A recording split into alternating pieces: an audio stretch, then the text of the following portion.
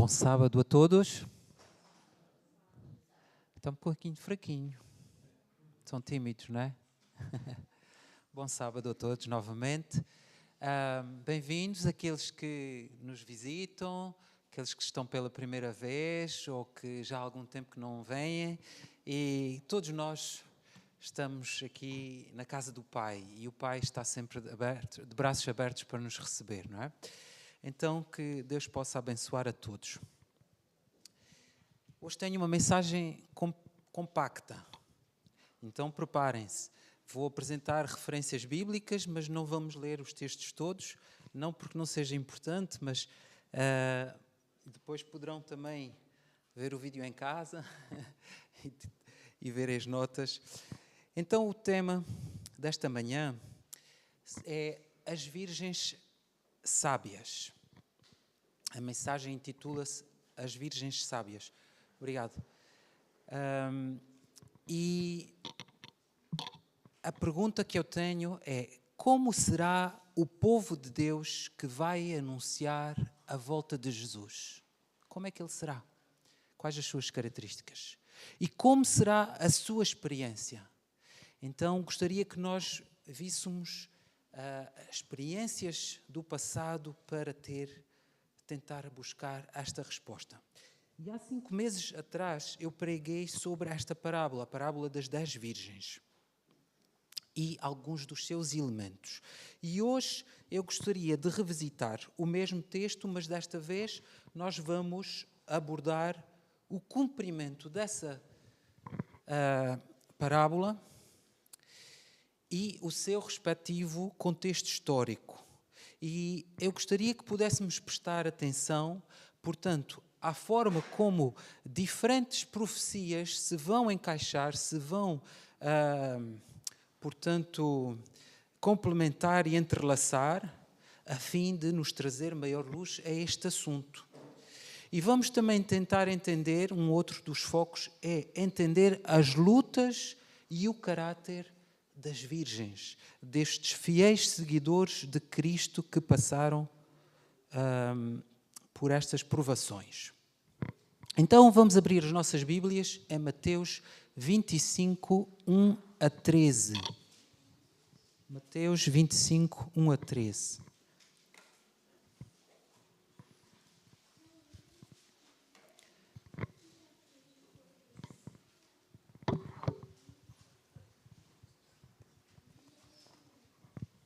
Já estão todos lá? Amém? E diz-nos assim: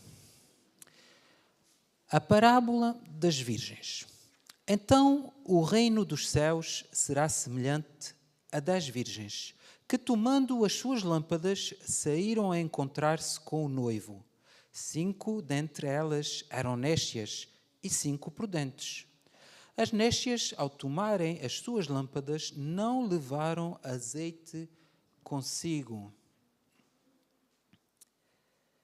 No entanto, as prudentes, além das lâmpadas, levaram azeite nas vasilhas. E tardando o noivo, foram todas tomadas de sono e adormeceram. Mas, à meia-noite, ouviu-se um grito: eis o noivo! Saí ao seu encontro. Então se levantaram todas aquelas virgens e prepararam as suas lâmpadas. E as nécias disseram às prudentes: dai-nos do vosso azeite, porque as nossas lâmpadas estão-se apagando. Mas as prudentes responderam: não, para que não nos falte a nós e a vós outras. Ide antes aos que o vendem e comprai-o. E saindo elas para comprar, chegou o noivo, e as que estavam apercebidas entraram com ele para as bodas, e fechou-se a porta. Mais tarde chegaram as virgens nécias, clamando: Senhor, Senhor, abre-nos a porta. Mas ele respondeu: em verdade vos digo que não vos conheço. Vigiai, pois, porque não sabeis o dia nem a hora.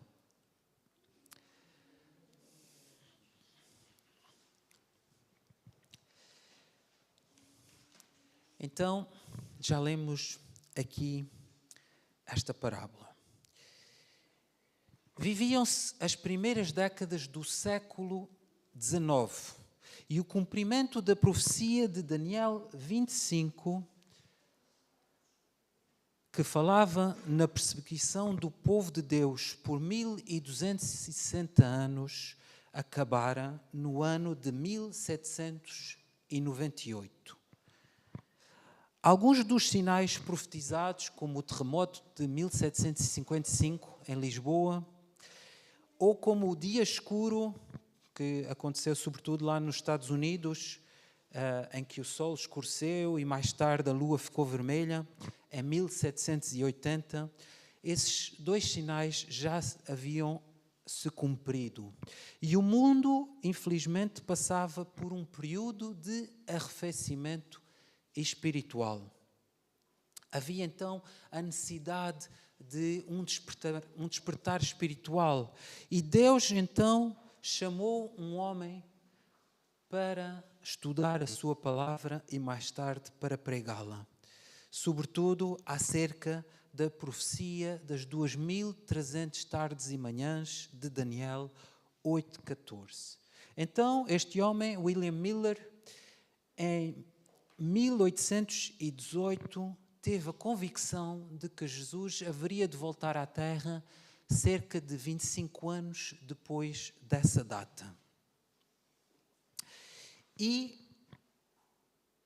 apesar dessa convicção, passaram-se uns quantos anos, até que em 1831, vejam lá, começou então Miller a pregar.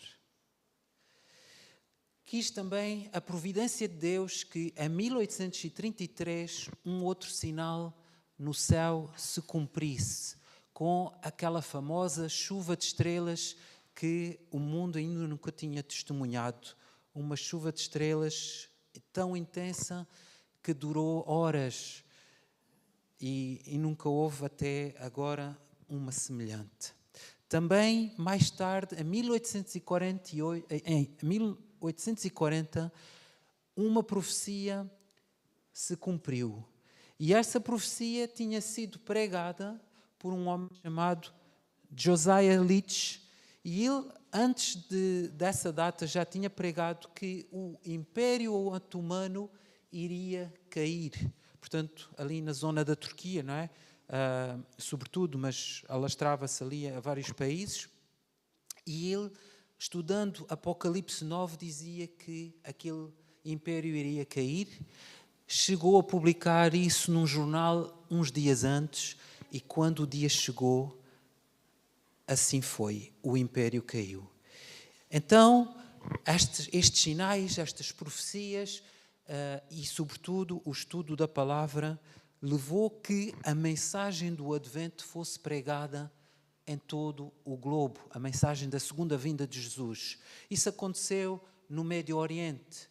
Houve um pregador, portanto, não só William Miller pregou, mas outros também descobriram essa mesma mensagem, também através do estudo da palavra, e também levaram essa mensagem ao Médio Oriente, à Europa, vários países, inclusive, por exemplo, na Escandinávia, as crianças pregavam. E, sobretudo, o grande epicentro foi nos Estados Unidos da América. E ali também no Canadá, enfim.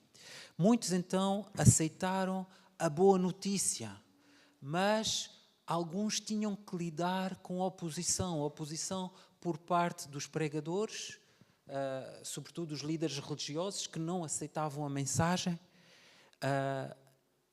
muitas vezes porque não desejavam a vinda de Jesus, estavam muito confortáveis neste mundo. E também, às vezes, os próprios familiares. Alguém cria na mensagem, mas os familiares opunham-se. E então, estas pessoas tinham que passar por estas provações. Um pouco como nós cantávamos, como foi cantado agora há pouco, não é? Este tempo era um tempo de exame de coração. Oração, exame de coração. E como que as igrejas proibissem, as igrejas tinham passado a proibir os seus membros de ouvir estas mensagens, muitos que as aceitaram tiveram que se desligar das mesmas igrejas para poderem abraçar a boa esperança. E chegou então a primavera de 1844 e com ela o primeiro desapontamento. E este desapontamento encheu, claro, de tristeza os verdadeiros crentes. Jesus não havia voltado. Outros que pareciam ter aceitado a mensagem agora afirmavam que afinal nunca tinham crido na verdade, ou de verdade que Jesus voltaria. E começaram, alguns deles, a troçar dos fiéis. E isto trouxe um declínio espiritual por parte das igrejas que rejeitavam a luz. Esta pregação é interessante, ela estava ligada à mensagem dos 3 anjos de Apocalipse 14, em especial a mensagem do primeiro anjo, que tinha como objetivo separar o povo das influências corruptoras do mundo. Não é? A mensagem do juízo, e que visava que portanto, o propósito de Deus com esta mensagem é que o povo se separasse das influências do mundo e alcançasse a unidade. Esta manhã falávamos na escola sabatina, não é? A necessidade da unidade. E como é possível? Foi possível naquela altura, através do tal exame de coração, através do estudo da palavra, as pessoas aproximavam-se de Cristo e aproximavam-se então uns dos outros, alcançando a unidade semelhante à igreja primitiva, à igreja dos tempos de Cristo. Mas, infelizmente, o mundanismo para alguns era forte e isso levava ao adultério espiritual, à rejeição da mensagem. Mas Deus nunca abandona os seus filhos, e aqueles que permaneceram fiéis encontraram conforto na palavra. E algumas escrituras trouxeram ânimo. Por exemplo, a mensagem de Abacuque 2, 3 e 4, que mencionava, que previa um atraso. Não é? Dizia, espera-o, pois certamente virá. E isto animava aqueles membros. Ezequiel também dizia, filho do homem, que provérbio é este, não é? Que as pessoas diziam, prolongue-se o tempo e não se cumpra a profecia, mas diz, farei cessar este provérbio, não é? Os dias estão próximos e o cumprimento de toda a profecia. Então, estes textos animavam o povo. Assim diz o Senhor, não será retardada nenhuma das minhas palavras. Não é? E isto permitiu que aqueles crentes permanecessem fiéis, apesar de sofrerem a dor do desapontamento. Estavam alicerçados na verdade. A própria parábola das 10 virgens que nós lemos, ela falava do atraso do noivo, não é? As noivas dormiram, o noivo veio somente à meia-noite, já tarde, já na última hora do dia. E então essa parábola fala-nos das duas classes, aqueles que estavam alicerçados na verdade, firmados na rocha, e aqueles que haviam construído sobre a areia das emoções, mas não sobre a palavra. Nessa altura também Satanás levou o fanatismo para dentro das igrejas e alguns eram levados a extremos e isso trazia opróbrio, vergonha, trazia má reputação ao movimento adventista. O inimigo sempre tenta impedir o reavivamento nas igrejas. Então, o povo voltou a estudar a palavra, a buscar a verdade e entenderam então que o dia da expiação deveria ocorrer no outono desse ano, outono de 1844, e não no começo do ano, mais no começo do ano, não na primavera, como eles haviam inicialmente pensado. Isso trouxe então o grito da meia-noite: eis o noivo. Portanto, o cumprimento desta parábola portanto, ocorre nesta altura, quando, depois do primeiro desapontamento, começam a pregar: eis o noivo. E muitos...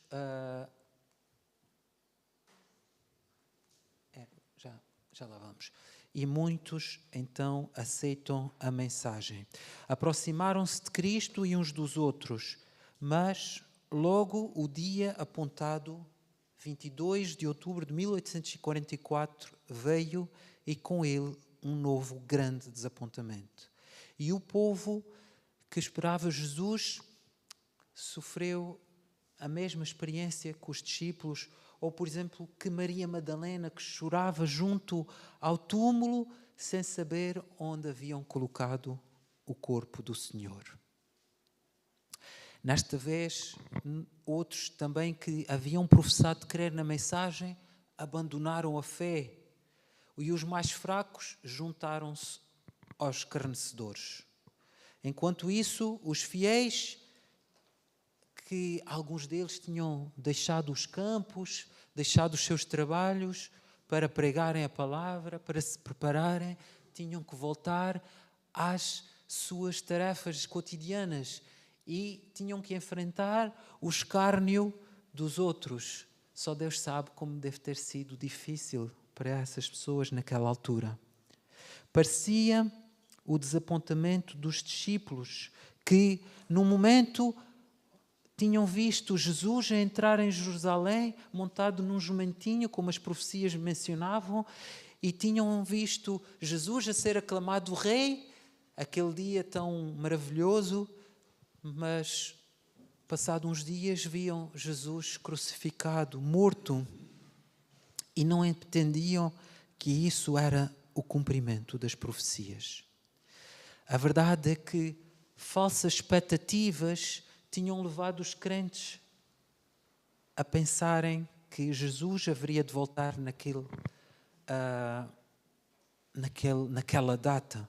Não que tivessem se enganado na data, não que tivessem se enganado no estudo, mas porque tinham se enganado no evento. No entanto, Deus tinha permitido isso, e com isso tinha o propósito de preparar uma igreja pura, uma igreja pronta a buscar a verdade na palavra. Por isso, as mensagens do primeiro e do segundo anjo foram dadas no tempo devido e cumpriram a obra para as quais tinham sido designadas.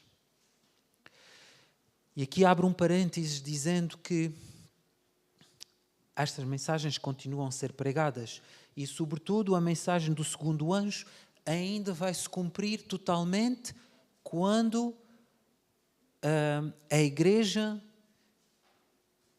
e o mundo, portanto, se unirem de forma generalizada. Aí a mensagem do segundo anjo, que fala caiu Babilônia, será cumprida na sua totalidade. Então, os que reconheciam que Deus os havia guiado permaneceram firmes na esperança da segunda vinda. E esses não negaram a luz que haviam recebido, por mais difícil que fosse toda aquela situação. E nem culparam aquele movimento adventista. Então, o Espírito de Deus permaneceu com esses crentes e eles voltaram-se para o estudo das palavras. Hebreus 10, 38, 39 diz: o meu justo viverá pela fé. Se retroceder, nele não se compraz a minha palavra. Nós, porém, somos não somos dos que retrocedem para a perdição, somos, entretanto, da fé para a conservação da alma. E essa era a experiência destes crentes. E ao estudarem, debruçaram sobre o tema do santuário e descobriram que a purificação do santuário, que estava lá descrita na profecia de Daniel 8,14, referia-se ao santuário celestial onde Jesus é sumo sacerdote. Êxodo falava-nos do modelo do santuário. O modelo, portanto, era o santuário celestial que era um modelo para o santuário terrestre que Moisés foi ordenado a construir. Hebreus fala-nos também desse assunto.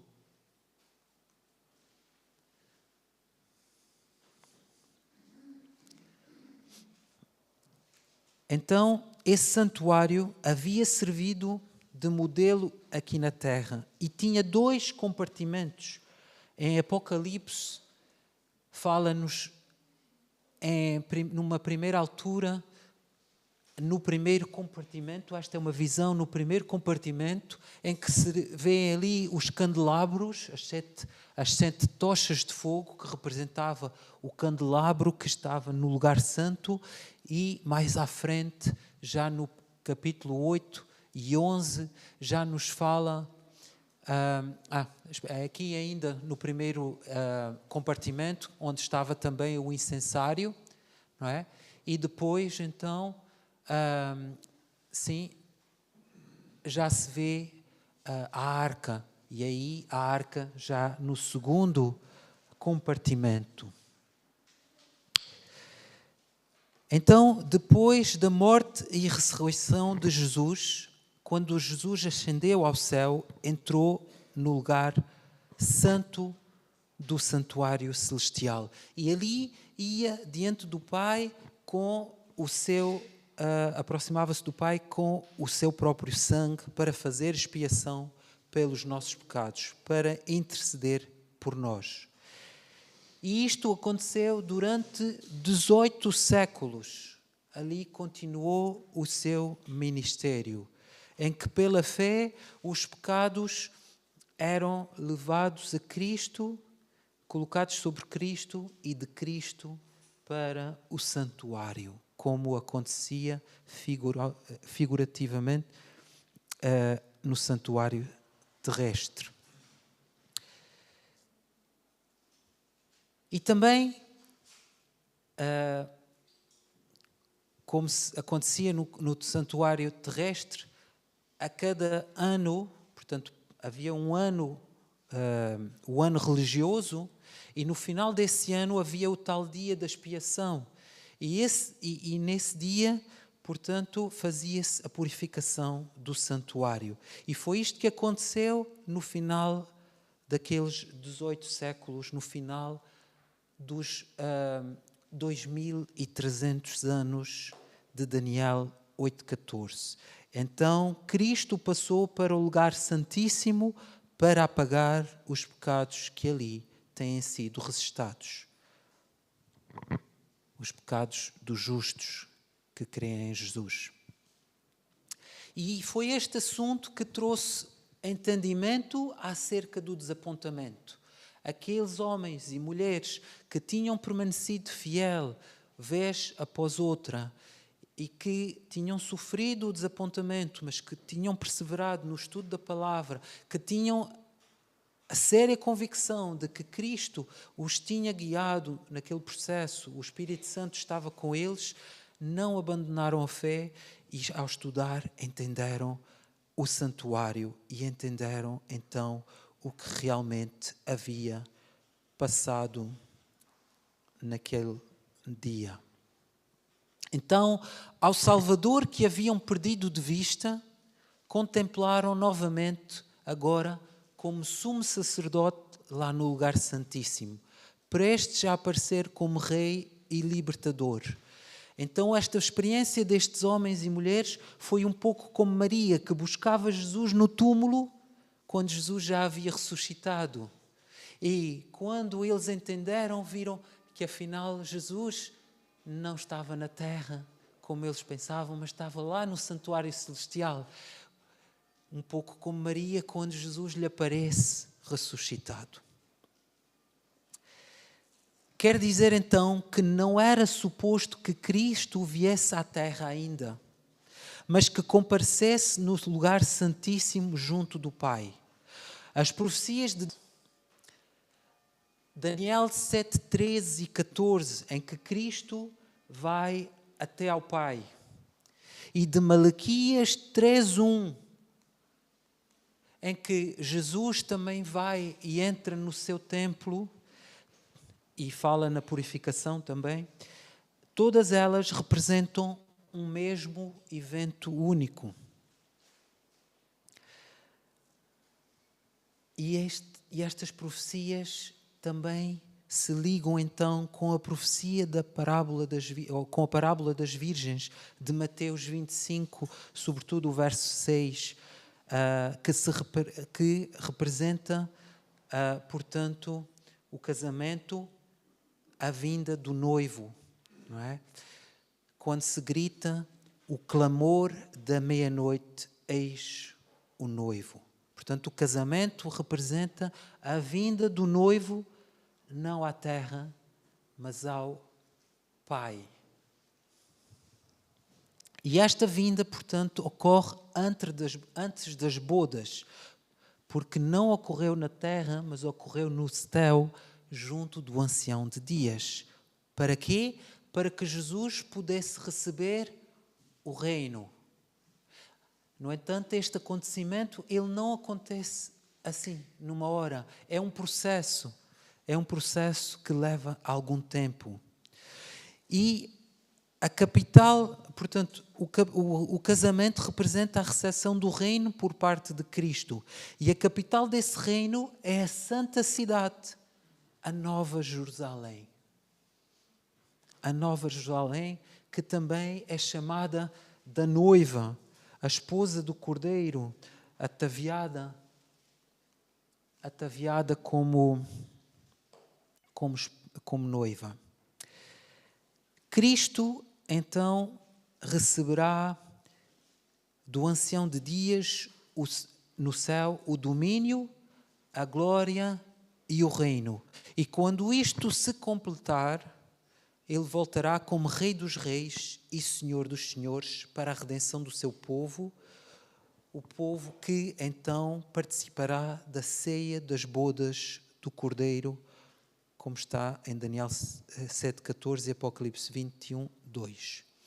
Então, as virgens que saem ao encontro do noivo são um símbolo da igreja. E somente as que estavam apercebidas entraram com ele às bodas, mas de forma simbólica. Porquê? Porque elas não podiam entrar ainda em pessoa. Elas estavam na terra e Jesus estava no céu. Da mesma forma, os seguidores de Jesus devem esperar pelo seu Senhor ao voltar ele das festas de casamento, como está em Lucas 12, 36. E devem, contudo, compreender, portanto, o trabalho de Jesus no santuário celestial e segui-lo pela fé. E é neste sentido que a parábola diz que as virgens entraram nas bodas. Portanto, nós entramos nas bodas, ainda hoje, pela fé, sabendo onde Jesus está. Na verdade, o povo ainda não estava preparado. Aquelas virgens de 1844 ainda não estavam prontas para se encontrarem com o Senhor. Necessitavam ainda de serem preparados e cumprir novos deveres. Outra mensagem deveria ser dada à igreja. Além disso, Jesus tinha uma outra obra ainda por realizar. Essa era a obra do juízo. Uma outra parábola, a parábola de Mateus 22, que também nos fala das bodas, nessa parábola ocorre um julgamento investigativo. Nós não vamos ver a parábola agora, Mas ali se fala de um rei que entra nas bodas e vai analisar os seus convidados e as vestimentas que eles têm. Porquê? Porque os convidados, todos eles devem ter as vestes nupciais, que representam vestes imaculadas do caráter, lavadas e embranquecidas no sangue de Jesus. Diz-nos então que sem estas vestes ninguém poderá ser considerado digno de participar do reino de Cristo e de se assentar no seu trono. Nós já estamos a terminar. Este juízo investigativo é a obra final do Salvador no santuário celestial. Quando tiverem sido examinados e decididos os casos dos que em todos os séculos professaram ser seguidores de Cristo, o tempo da graça será encerrado e a porta da misericórdia será fechada, assim como foi fechada para as virgens nécias. Então a obra da salvação estará completa. Mas neste momento, como já foi dito, há ainda virgens a entrar às bodas, porque elas creem na intercessão de Jesus. Enquanto o juízo investigativo prossegue no céu e os pecados daqueles que se arrependeram são removidos, o povo de Deus deve afastar-se do pecado, a fim de preparar uma igreja sem mácula para a sua volta.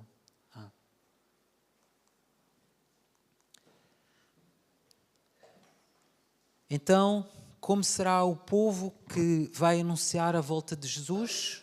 E como será a sua experiência? A experiência das Virgens de 1844 fala-nos um pouco disso.